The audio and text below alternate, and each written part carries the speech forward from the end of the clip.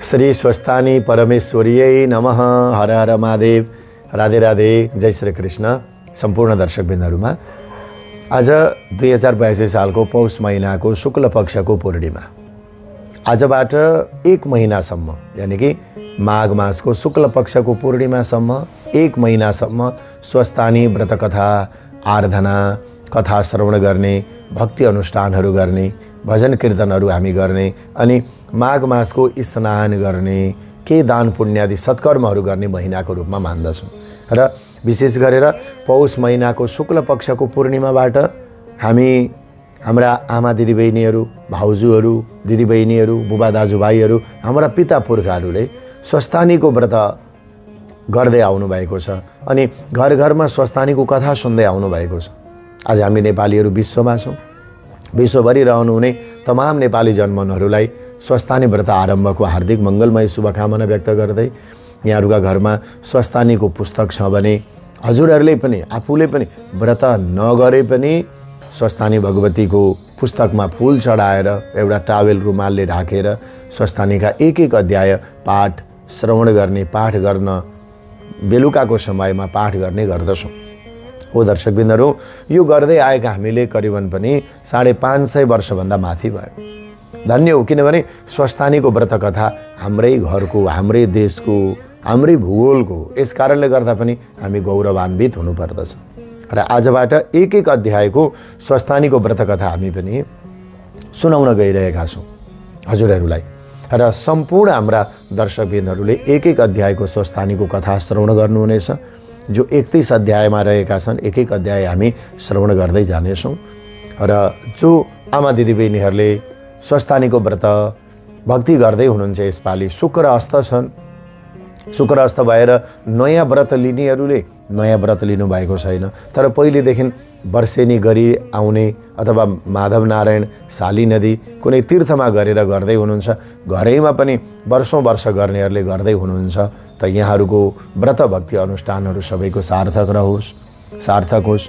जसलाई इच्छा भइरहेको थियो यसपालि शुक्र अस्त भएको कारणले गर्दा व्रत गर्नुभएको छैन, हजुरहरूले कथा सुन्ने, जान्ने आगामी वर्षहरूको लागि सजिलो हुन्छ। र प्रत्येक वर्ष नै यो स्वस्थानीको व्रत कथा हामीले श्रवण गर्दा हाम्रा मनोकामनाहरू परिपूर्ण हुन्छन्, पारिवारिक प्रेम बढ्दछ, सम्पत्ति समृद्धि बढ्दछ। माघ महिना भएको हुनाले पितृहरूको उद्धार पनि गर्दछ। साली नदी, माधव नारायण भगवान, साखु जो लावण्य देश हो, यो देश हाम्रैमा छ। मेला महोत्सव पनि लाग्ने गर्दछ। यस्तै गरेर नवराज राजाको कथा, यस्तै गरेर गोमा ब्राह्मणीको कथा, यो हामीहरूले एकचोटि स्मरण गरौँ त यो कहाँको?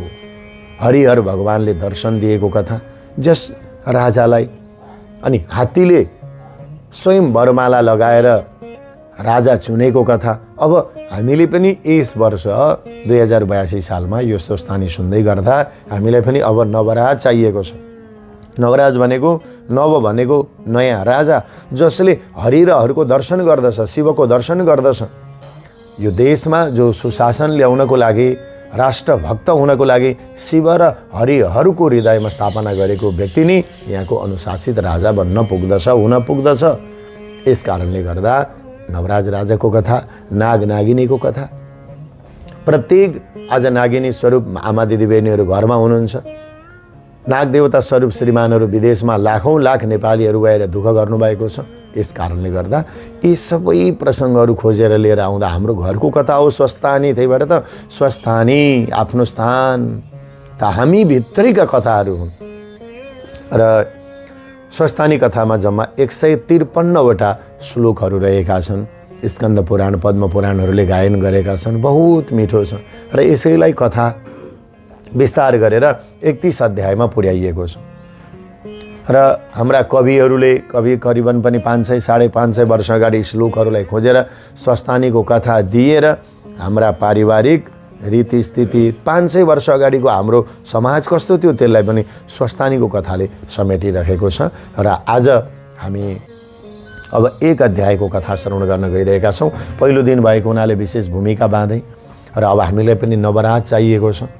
नयाँ राज मात्रै गर्ने होइन, जसलाई हरिहर भगवानले स्वयं पशुपतिनाथले भगवती स्वयं गुह्येश्वरीले गोमानी त गुह्येश्वरी भनेर यस धरतीमा आएकी छिन्। हरिहरले स्वयं त्यो आदेश दिनुभएको त्यस्तो परिस्थिति हाम्रो देशमा हुन सकोस्, हाम्रो देश पनि लावण्य देश बन्न सकोस्, हाम्रो स्वयं हरिहरका कृपा रहन सकोस् र उनीहरूले चुनिएका हरिहरको दर्शन गर्ने हरिहरको भाव भएका राजा नि असल राजाको रूपमा हामीले यो देशमा सुशासनको लागि देख्न पाऊँ। आमा स्वस्थानी परमेश्वरीसँग यही प्रार्थना गर्दै सम्पूर्ण आमा दिदीबहिनीहरू बुबा दाजुभाइहरूको व्रत भक्ति पुरा होस् र एक एक अध्याय जुन पाठ यहाँहरू अब सुन्दै हुनुहुन्छ र यो पाठ पहिलो अध्यायबाट हामी प्रारम्भ गर्दैछौँ। जेसँग त्यही पाठ गरेर सुनाउँछौँ। यसको व्याख्या गर्न समय धेरै लाग्छ, व्याख्या गरेर सम्भव पनि हुँदैन र एक एक अध्यायको स्वस्थानीको कथा हामीले एउटा धर्मदर्शन युट्युब च्यानलको माध्यमबाट हजुरहरूले श्रद्धा गर्नुभएका गुरु, हजुरहरूले प्रेम आदर मान दिनुभएको यो दासको तर्फबाट हजुरहरूलाई स्वस्थानीको कथा सुनाउन म गइरहेको छु। त आउनुहोस्, हजुरहरू पनि सबैजना घर घरमा किताब छ भने किताब लिएर स्वस्थानीको पाठ आफै पनि गर्न सक्नुहुन्छ, नभए सुनेर पनि बसेर यो महिनाभरि स्वस्थानीको कथा सुनेर आफ्ना परिवार, आफ्नो सम्पदा, आफ्नो वैभव, आफ्ना मनोकामना परिपूर्ण गर्नको लागि आमाको चरण कमलमा प्रार्थना गर्नुहोला। र स्वस्थानीको कथा विशेष गरेर दिउँसो पूजा गरे पछाडि पनि भन्दा हुने हो। दिउँसो जब हामी महादेवको पूजा गर्छौँ, स्वस्थानीको पूजा गर्छौँ, त्यस पछाडि त्यहीँ बसेर पनि हुने हो। हामीले के गर्न थालेका छौँ भने सन्ध्यामा दियो बालेर परिवारहरू भेला भएर बाहिर फेर जहाँ जहाँ गएका छौँ भने पनि हामीहरूले अनि स्वस्थानीको पाठ कथाहरू श्रवण गर्ने गरेका छौँ, पुष्पाञ्जलीहरू आरतीहरू गर्ने गर्दछौँ। बेलुकाको समयमा पनि चोखो नितो भएर व्रत भक्ति अनुष्ठानमा रहनुहुनेहरू। र अब आउनुहोस्, यहाँहरू जुन परिस्थितिमा भए पनि, यानि कि व्रत गरेर मात्रै होइन, व्रत नगर्नेहरूले पनि स्वस्थानीको कथा सुनेर यो महिनालाई सार्थक र सफल बनाउनु हुनेछ। आउनुहोस्, अब सर्वप्रथम हामी सबैजनाले स्वस्थानीको कथा प्रारम्भ गर्नुभन्दा अगाडि प्रारम्भमा गरिने स्तुति जो संस्कृतमा रहेको छ हामी प्रार्थना गर्दैछौँ र चन्दन अक्षता फुलहरू लिएर हात जोड्नु र वाचकले अनि कथा भन्नेले तलको स्तुति गर्नु भनिएको छ। सबैजनाले श्रद्धापूर्वक हातमा सबैका फुल अक्षता चन्दनहरू नभए पनि श्रद्धारूपी अनि भावरूपी फुलहरू लिएर प्रार्थना गरौँ। ओम यम ब्रह्मा वरुणेन्द्र रुद्र मरुतस्तुन्वन्ति दिव्यैस्तवैः वेदैर्षाङ्गपदक्रमोपनिषदैर्गायन्ति यं सामगा ध्यानावस्थित तद्गतेन मनसा पश्यन्ति यं योगिनो यस्यान्तं न विदुःसुरासुरगणा देवाय तस्मै नमः। श्रीमच्चन्दनचर्चितोज्ज्वलवपो शुक्लाम्बरा मल्लिका मालालङ्कृतकुण्डला प्रविलसन् मुक्ताबली शोभिता सर्वज्ञाननिदान पुस्तकधरा रुद्राक्षमालाकरा वाग्देवी वदनाम्बुजे वसतु मे त्रैलोक्यमाता चिरं मूकं करोति वाचालं पङ्गुं लङ्घयते गिरिं यत्कृपातमहं वन्दे परमानन्दमाधवं। नमो भगवते तस्मै व्यासायामिततेजसे यस्य प्रसादाद् वक्ष्यामि नारायणकथामिमां। नारायणं नमस्कृत्य नरं चैव नरोत्तमं देवीं सरस्वतीं व्यासं ततो जयमुदीरयेत्। नमस्तेस्तु जगन्माता स्वस्थानि सर्वमङ्गले तव प्रसादाद् देवेशि कथा पूर्ण भवेन् मम। श्री स्वस्थानी जगदीश्वर्यै नमः। अब हामी पहिलो अध्यायमा प्रारम्भ गर्दैछौँ। कुमारजी र अगस्त्यको संवाद रहेको छ। दुवैजना ब्रह्मज्ञानीहरू छन्। समय रह्यो कि कथा सत्सङ्ग भक्ति अनुष्ठानहरू नै गरिरहेका हुन्छन्, प्रवचनहरू गरिरहेका छन् र उनीहरूकै संवादमा रहेको यो कथा प्रथम अध्यायमा हामी प्रवेश गर्दैछौँ। श्री स्वस्थानी व्रत कथा प्रारम्भ। अथ प्रथमोध्यायः। कुमारजी आज्ञा गर्नुहुन्छ, हे अगस्त्य मुनि, तिमीले यसभन्दा अघि पनि देवी देवताहरूका अति पवित्र दुर्लभ अनेकौँ महिमाले युक्त चरित्रहरू गुणानुवाद र कथाहरू श्रवण गर्दै आइरहेका छौ। तिमी मेरो अत्यन्त प्यारो भक्त शिष्य साथी समान आत्मीय भएकोले आज पनि म तिमीलाई अनेकौँ रहस्यहरूले भरिएका कथा र विषयहरू सुनाउन गइरहेको छु। तिमी एक चित्त भएर सुन। अघि यो संसार पद्मकल्पमा जलमय छँदा परब्रह्म स्वरूप विष्णुले जलभित्र योग मायासित शयन गरिरहँदा विष्णुका नाभिदेखि सहस्रदल अथवा 1000 पात भएका कमल निस्कियो। त्यस कमलका केसर पङ्खुडियाबाट 4 मुख हुनुभएका ब्रह्मा उत्पन्न भए। ती ब्रह्मा त्यस कमलमा बसी संसारका सृष्टि गर्ने विचार गर्दा त्यसै बखतमा विष्णुका कानेगुजीदेखि बडा वीर पराक्रमी मधु र कैटभ नाम गरेका 2 दैत्यहरू उत्पन्न भए। ती मधु कैटभ दैत्यले कहाँ के रहेछ भनी जलमय संसार भ्रमण गर्दा ब्रह्मा बसेको सहस्रदल कमल नेरी पुगेर कमलको नाल देखे। त्यस कमलको नाल समाथि माथि गई ब्रह्मालाई देखे र ती ब्रह्मालाई खसाल्न तयार भए। मधु र कैटभले तब ब्रह्मा डराएर योग मायाको आराधना गरी प्रकट गराई बिन्ती गरे, हे ईश्वरी विष्णुलाई जागा गराइदिनुहोस्, विष्णुलाई जागा गराइदिनुहोस्। तब ब्रह्माका वचन सुनि योग मायाले विष्णुलाई जागा गराइदिन्। तब श्री भगवान विष्णु जागा भई मधु र कैटभ दैत्यलाई देखि क्रोधले चाँडै युद्ध गर्न अघि सर्नुभयो। दिव्य 5000 वर्षसम्म जलमा युद्ध भयो तापनि मधु र कैटभ दैत्यलाई विष्णुले जित्न सक्नु भएन। हे दैत्य हो, तिमीहरू बडा पराक्रमी रहेछौ, म सन्तोष भई वरदान ल्याऊ भनी विष्णुले आज्ञा गर्नुभयो। त्यो आज्ञा सुनि मधु र कैटभ दैत्यले अहङ्कारयुक्त वाणीद्वारा भने, हे विष्णु, युद्धमा तिमीलाई हामीले जित्यौँ, तिमी के वरदान देउला र? हामीले पो जित्यौँ त युद्धमा, तिमीले के वरदान दिन सक्छौ? बरु तिमीले हारेको हुनाले तिम्रो इच्छा भए वर माग, हामीसँग वर माग भनेर मधु र कैटभले भन्दा यस्ता मधु र कैटभका वचन सुनि विष्णु भगवानले, हुन्छ म वर त माग्दछु, तर पहिले तिमीहरू बाचा गर भन्दा मधु र कैटभ दैत्यले तिमीले मागेका हामी अवश्य पनि वर दिउँला भन्दा विष्णु आज्ञा गर्नुहुन्छ, हे दैत्य हो, अरू म के वर मागौँ? तिमीहरू दुवै मेरो हातदेखि मर अथवा तिमीहरूलाई म मार्न सकूँ। यस्ता विष्णुका वचन सुनि मधु र कैटभ दैत्यले भने, हे विष्णु, तिमीले कपट गरी वर माग्यौ तापनि हामीले बाचा गरेका छौँ, त्यो दिन्छौँ भने र अब के गरौँ भनी मनमा विचार गरी सबै जलमय संसारदेखि विष्णुसँग भने, हे विष्णु, हामीलाई जल नभएको ठाउँमा लगेर मार्न चाहिँ मार, जल नभएको ठाउँमा लगेर मार भन्दा भगवान विष्णुले हुन्छ भनी विष्णुले ती दुवै दैत्यलाई काखमा राखी सजिलैसित मारिदिनु भयो। तिनै दैत्यको बोसो शीतकालमा तुषारोले पर्वत भए, हाडले पत्थर भए। त्यो देखि ब्रह्माले अब संसारका सृष्टि गरौँ भनी पहिले 14 भुवनको सृष्टि प्रारम्भ गर्नुभयो।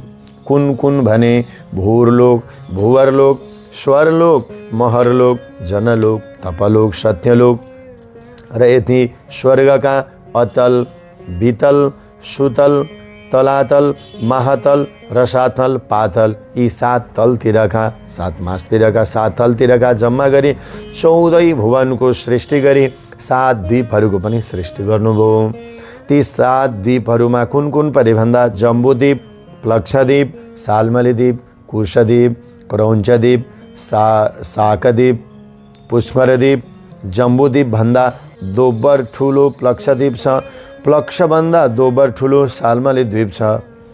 यस्तै तरहले त्यसको दोब्बर भन्दा दोब्बर ठुला ठुला द्वीपहरू रहेका छन्। अनि फेरि 7 वटा समुद्रहरूको सृष्टि ब्रह्माले गरे।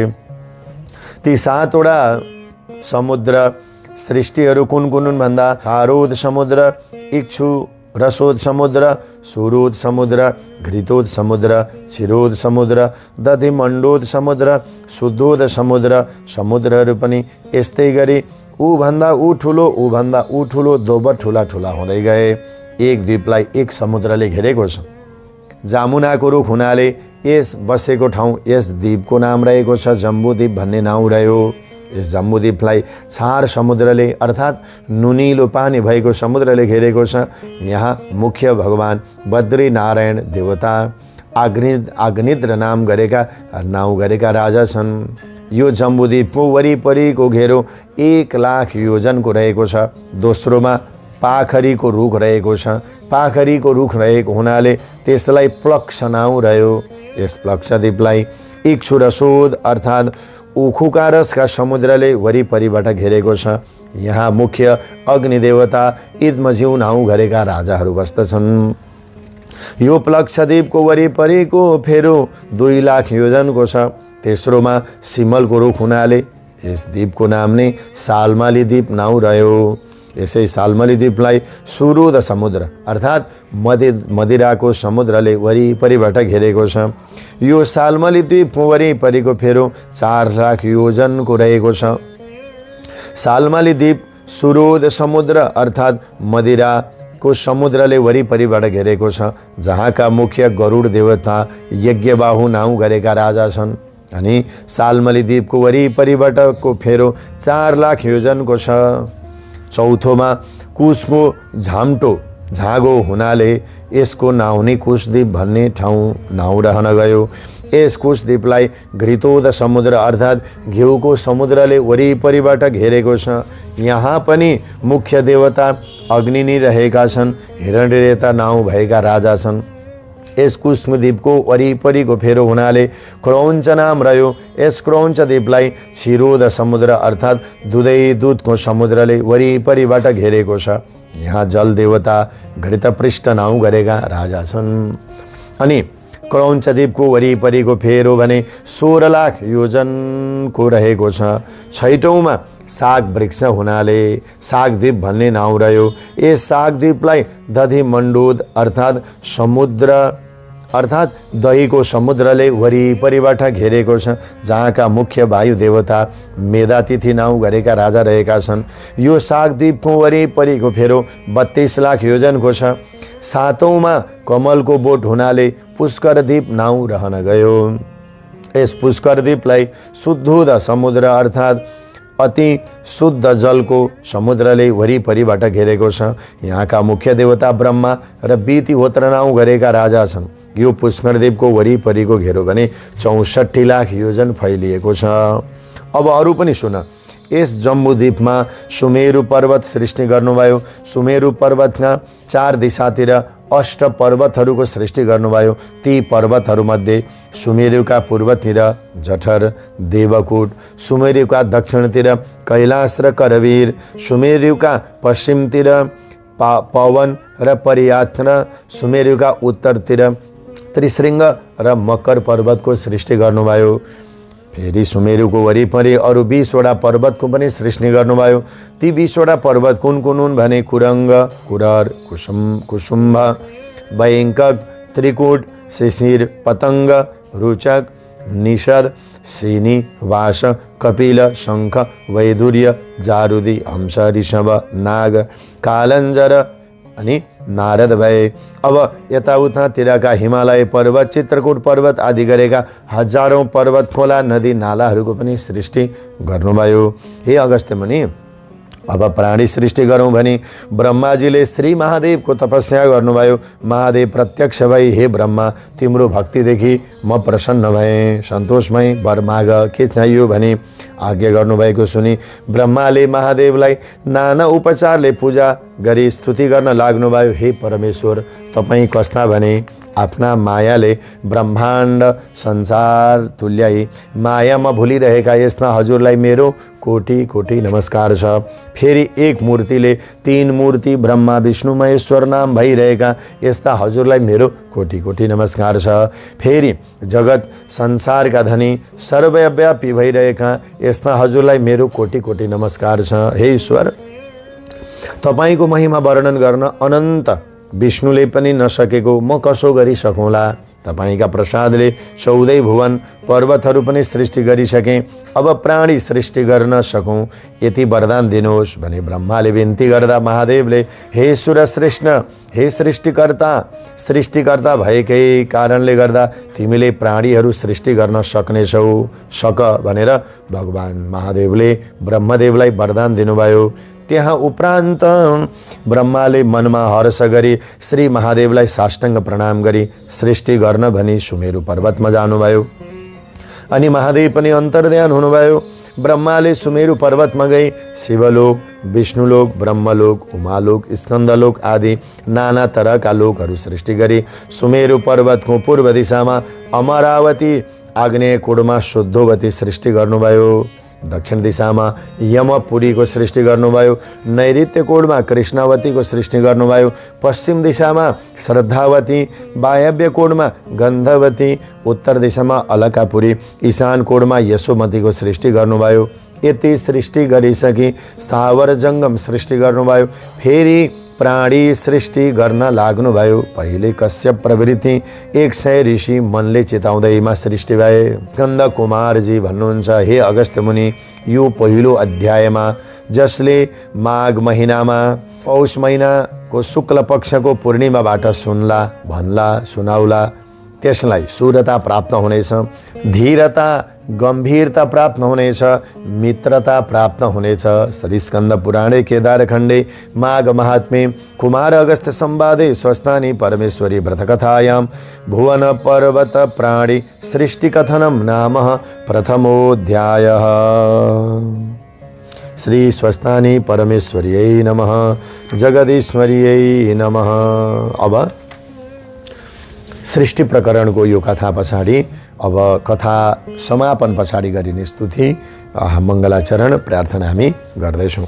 ओम उपनयतु मङ्गलं वा सकल जगन मङ्गलालय श्रीमान दिनकर किरण निबोधित नवनलीन दल निवेक्षण कृष्ण काले वर्षतु पर्जन्य पृथिवी सस्यशालिनी देशोऽयं क्षोभरहितो ब्राह्मणा सन्तु निर्भया अपुत्रा पुत्रिणा सन्तु पौत्रिणा निर्धना सदना सन्तु जीवन्तु शरदां सताम्।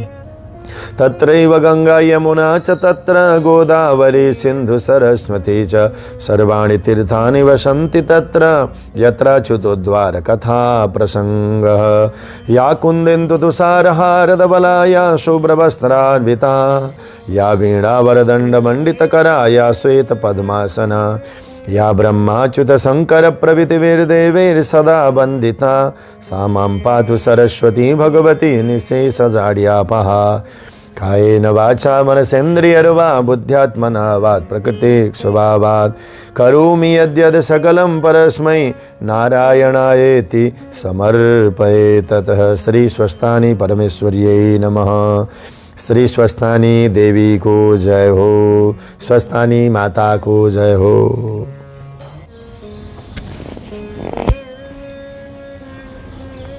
हस्त सम्पूर्ण दर्शकबिन्दहरू, आज पहिलो अध्यायको कथा हामीले श्रवण गरायौँ। यहाँहरूले पनि श्रद्धा भक्तिभावका साथमा सुन्नुभयो, अरूलाई पनि सुनाउनु, यो स्वस्थानीको कथा पुगोस् भन्नको लागि लाइक कमेन्टहरू गर्नुहोला। सबैका दिनहरू मङ्गलमय हुन्। 1 महिनासम्म सुनेका स्वस्थानीका व्रत आराधना कथाहरूले यहाँहरूको जीवन भक्तिमय बनोस्। स्वस्थानी भगवतीले सबैका मनोकामनाहरू परिपूर्ण गरिदिनुहोस् हे आमा। यो देश र सम्पूर्ण जनमानसको लागि मनोकामना परिपूर्णको लागि म प्रार्थना गर्दै कुबेर सुवेदी पहिलो अध्यायको स्वस्थानीको कथाबाट विश्राम म लिन्छु। जय श्री राधे।